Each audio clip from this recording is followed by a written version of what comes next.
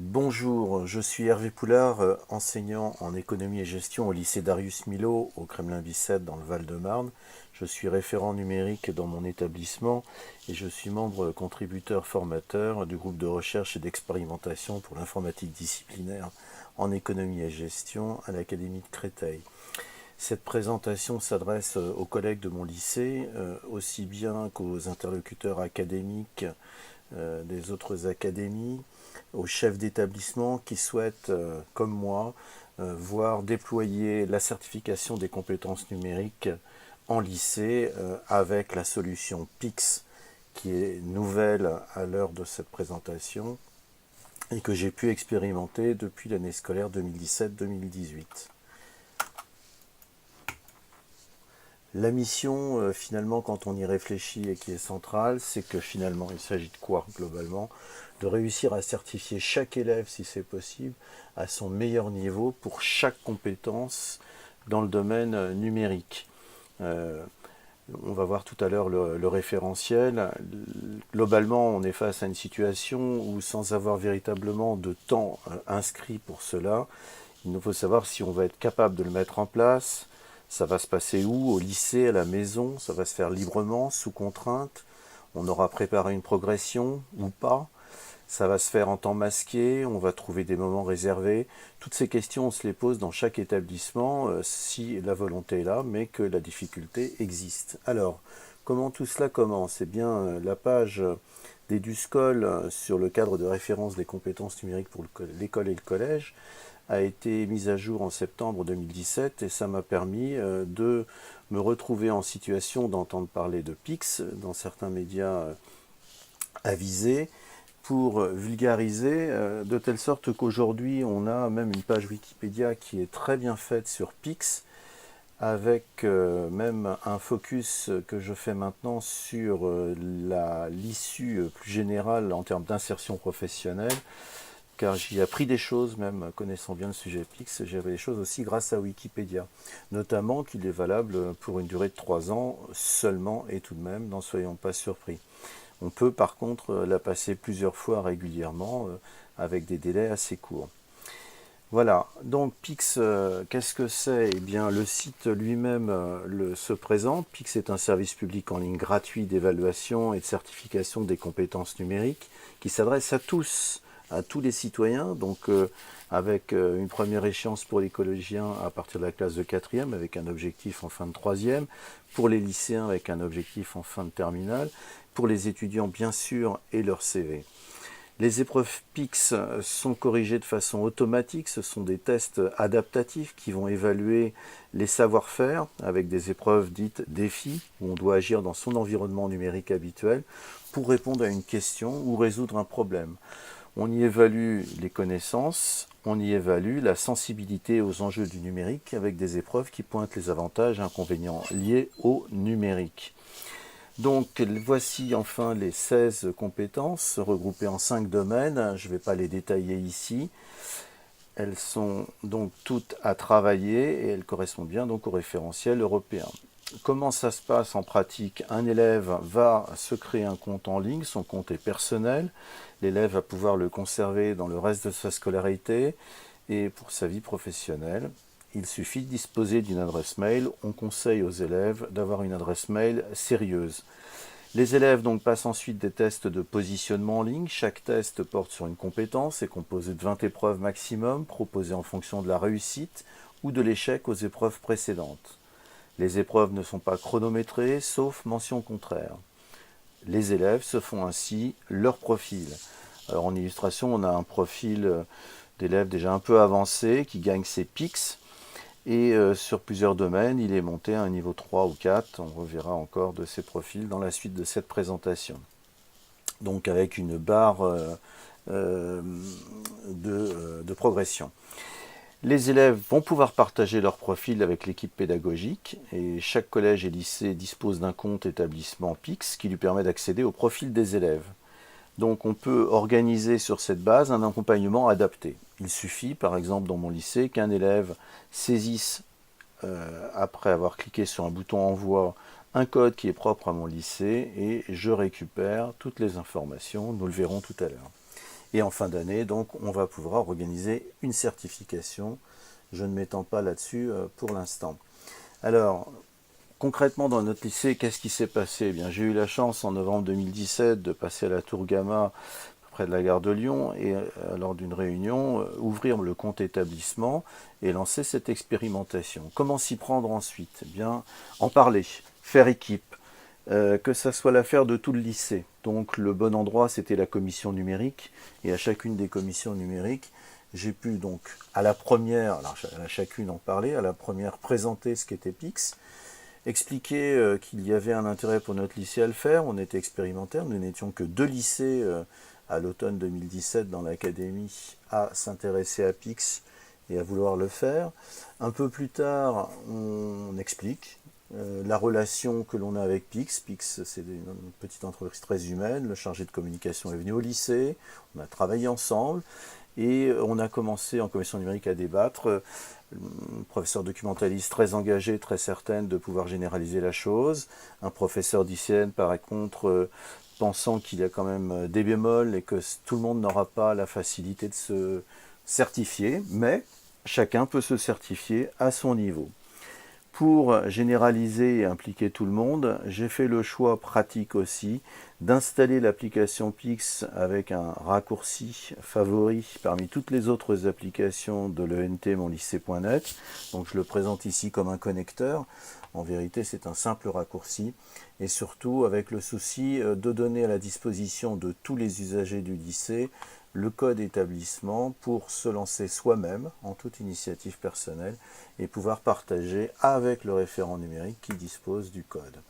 Voilà un profil. Alors, pourquoi je montre ce profil? C'est parce que l'élève est encouragé, il est même félicité à la fin de chaque épreuve et on constate en regardant un profil qu'on va progresser, qu'on acquiert des pics. Ça, pour un élève de seconde, c'est un profil obtenu au bout de quelques heures de travail pendant lesquelles il a le sentiment d'avoir joué de manière très sereine et sans tension, sans stress, en donnant le meilleur de lui-même. Et j'en profite pour dire qu'au départ, cette plateforme qui est strictement d'évaluation s'est enrichie par la suite non seulement d'une bibliothèque de questions beaucoup plus large, mais aussi au moment des réponses, de l'explication des échecs, de propositions pour mieux réussir la prochaine fois et de propositions aussi pour encore progresser par la suite. Tout cela avec le fait de donner directement en lien des possibilités de retrouver sur Internet des capsules vidéo, des pages web appropriées. Bien choisies.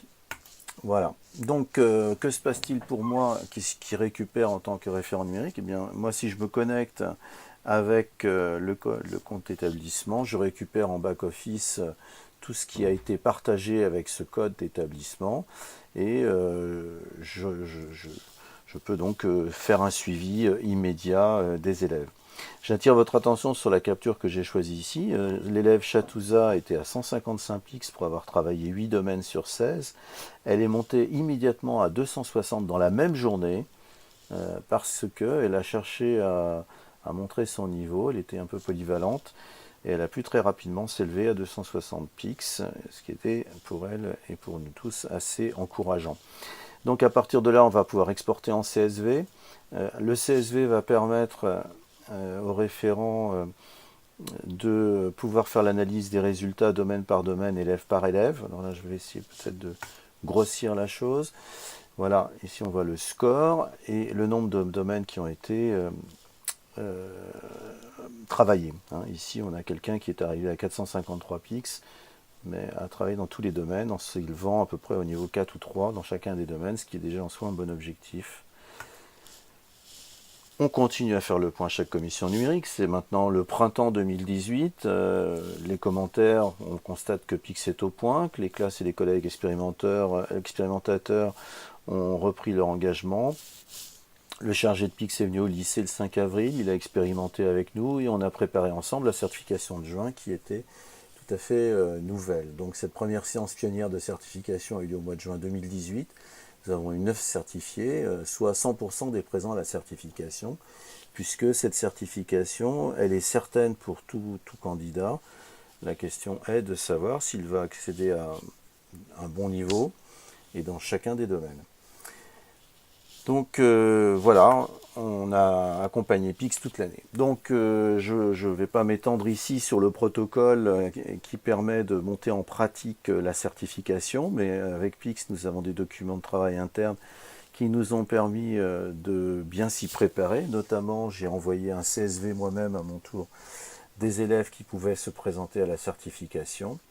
Les candidats sont tenus informés avec des documents de base que j'ai pu aussi agrémenter pour qu'ils soient bien préparés pour le test, et notamment sur un plan tactique, avec l'idée de se réentraîner sur la fin, même si on y perd des pics, mais faire et refaire pour être bien prêt avec le jour J.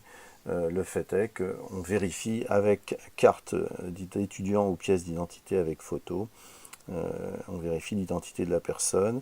On s'assure évidemment, le candidat s'assure qu'il est toujours capable de se connecter à Pix, et on met tout en place pour éviter les fraudes. Donc de fait, le candidat est convoqué. Voici un exemple de convocation telles qu'elles ont pu être faites au mois de juin 2018 dans notre établissement. Et le candidat sait très bien ce qu'il a à faire. Donc ayant remonté un fichier CSV à Pix, Pix a pu renvoyer sous format tableur le PV de session de certification, imprimé en salle, qui permet l'émergement des candidats, le report de l'identité qui leur est fournie pendant la séance de certification, et puis au passage leur autorisation pour que leurs données soient utilisées par Pix. Et nous-mêmes sur ce PV, nous reportons le fait que la séance s'est terminée, que nous avons pu voir que l'étudiant avait bien pu aller jusqu'au bout de son test.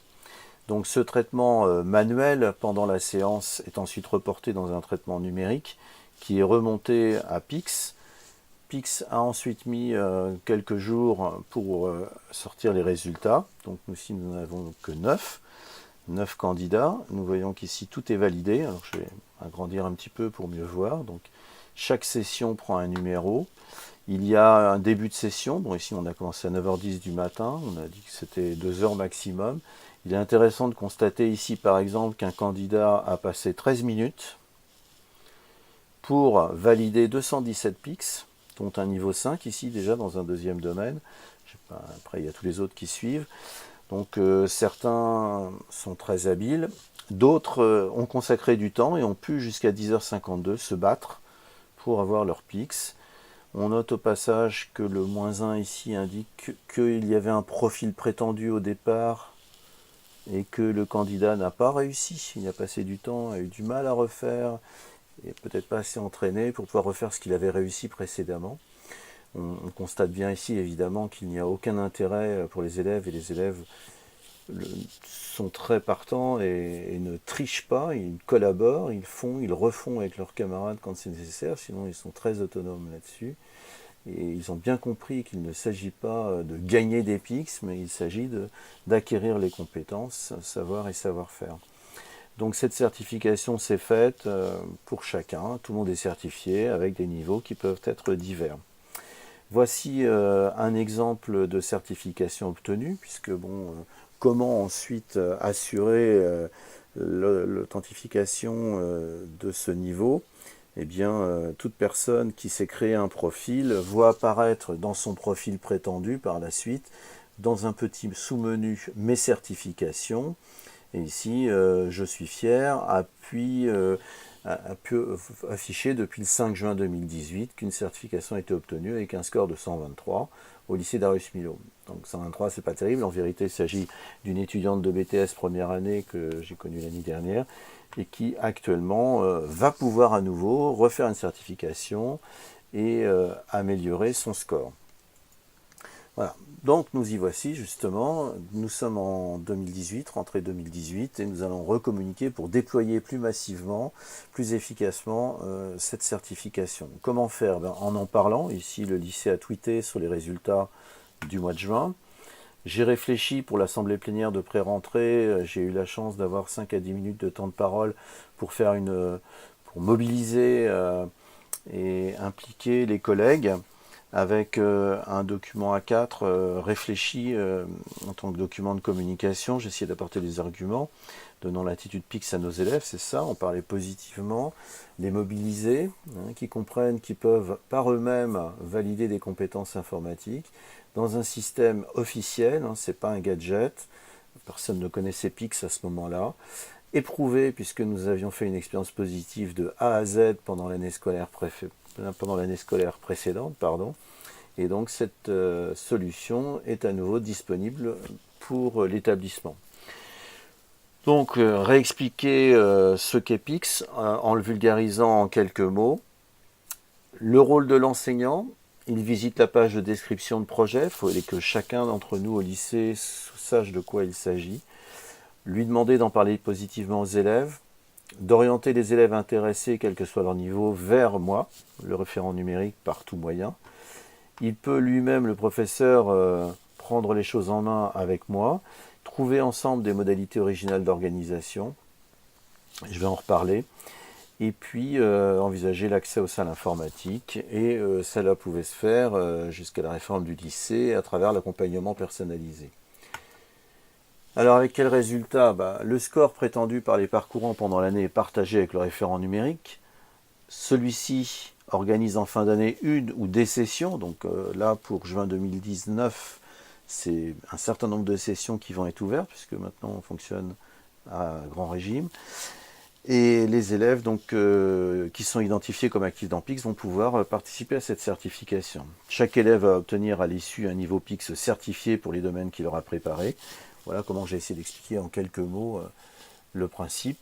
Il n'y a pas de sanction, la certification est progressive, l'élève peut continuer les années suivantes, son émulation est amplifiée par le comptage des PIX et le passage des niveaux.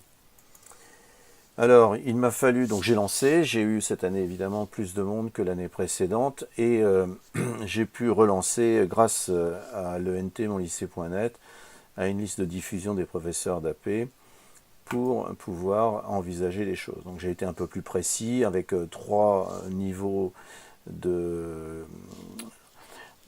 d'engagement de ma part dans l'accompagnement personnalisé, pour pousser les collègues à le faire pendant les heures d'AP.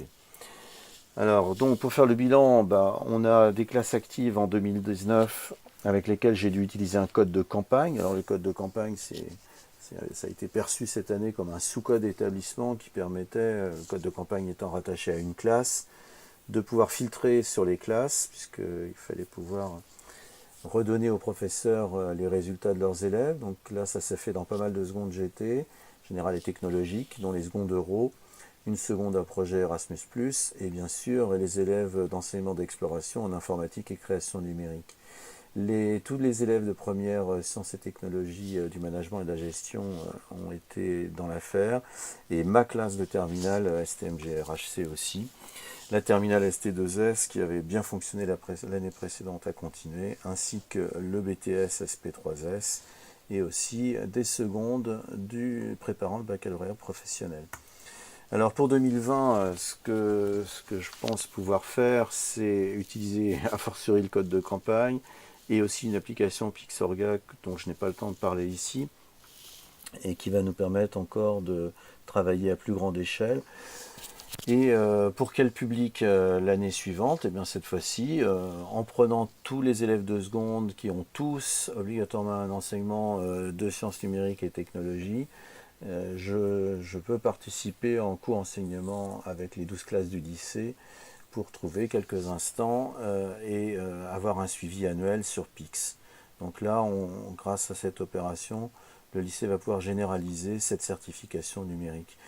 On refait la même opération dans mon secteur disciplinaire avec les premières STMG.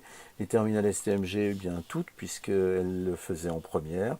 Toujours la terminale ST2S, cette fois-ci étendre à toutes les sections de BTS du lycée, et continuer avec la filière MRCU du lycée.